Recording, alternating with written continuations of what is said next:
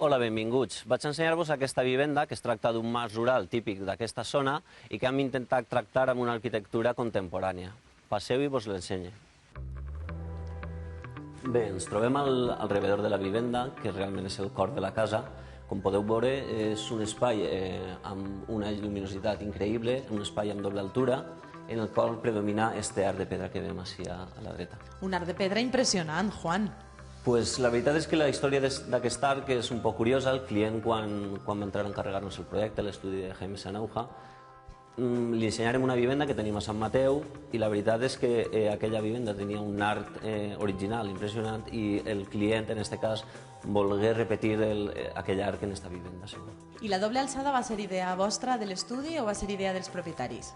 La doble alçada va ser idea un poc del nostre estudi. Com vos he dit a la introducció, volíem tractar la vivenda d'una manera contemporània, amb una arquitectura nova, moderna, i el tema de les dobles alçades, els espais diàfans, la lluminositat, és una premissa importantíssima per a aquest tipus d'arquitectura. Les parets de pedra, les heu fetes de nou o són antigues, també?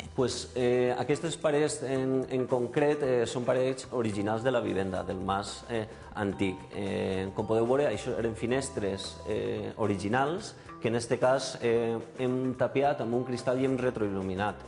La pedra està tractada d'una manera molt bona i en aquest cas hem de donar les gràcies al contratista, a Jesús Sales Pitarch, per el treball tan increïble que ha fet amb la pedra. Bé, del rebedor passem a la peça del menjador, que com podeu comprovar és una estància molt diàfana, amb molta llum i que té vistes directes als jardins exteriors. Un menjador molt modern. Sí, les línies del saló, al igual que les de tota la casa, són línies modernes, amb elements de disseny.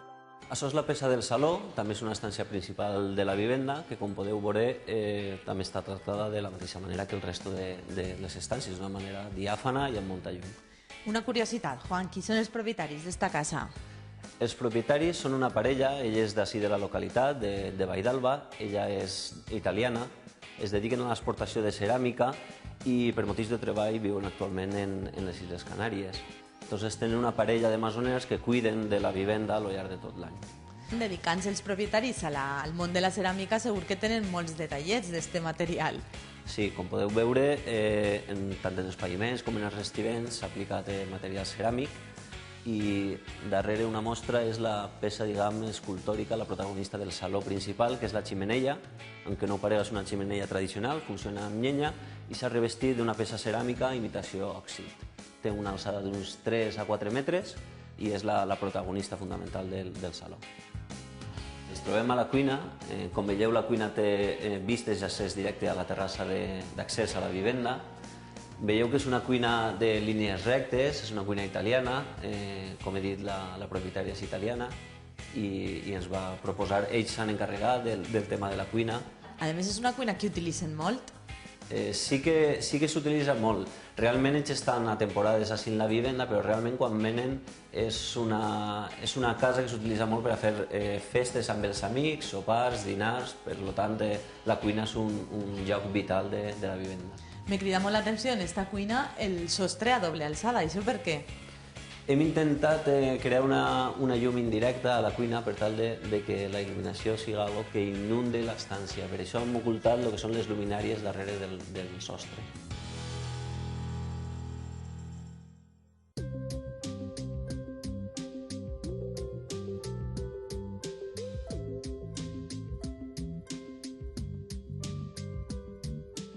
Bé, ara passem a veure el dormitori principal de la vivenda.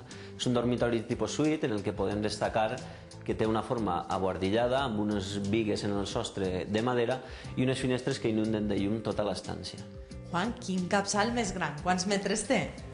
Aquest és un capçal molt especial, és un capçal que fa 2 metres d'alçada per 3 metres i mig de llargària i a pesar de la textura textil que té, podem comprovar, si ho toqueu, en aquest cas ho toque jo, és un material ceràmic, és ceràmica, és el material un poc que, com hem comentat, inunda tota la casa, tant paviments com revestiments. Quina gràcia, que curiós. Sí, la veritat és molt original, sí. I què n'hi ha darrere d'aquest capçal? Darrere del capçal trobem la peça preferida de la clienta, que és el vestidor. No m'estranya. Sí, és un vestidor amb molta llum, a través d'estos carrils de focos orientables. I el bany també està integrat en este dormitori? Sí, clar, el bany està completament integrat i té una característica molt especial, i és que en comptes de tindre un espill front a lo que és l'encimera i el lavamans, té una finestra. Ens trobem a l'exterior de la vivenda, a la zona dels jardins. Com veieu, és una part que s'ha cuidat al mil·límetre, al igual que l'interior de la vivenda. Vam tindre la col·laboració d'una empresa de paisatgisme. A més, és un jardí molt tropical. Sí, podem veure dues zones clarament diferenciades, la zona del palmeral al fons, amb la gespa, i una zona de jardí tropical canari, que és la que tinc així darrere meu. Canari, imagina per el puesto on viuen els propietaris de la casa. Sí, els propietaris van voler portar un tros de la seva segona terra, que és Canàries, així, a Valldarú. Ho han aconseguit molt bé. Sí. I què és això que està enmig del jardí, Juan? Enmig del jardí trobem la zona de l'espa, amb una mini piscina i una zona de gimnàs. Bé, ja heu vist la casa. Un mas que combina a la perfecció l'estètica rural mediterrània amb l'arquitectura contemporània. Espero que us hagi agradat.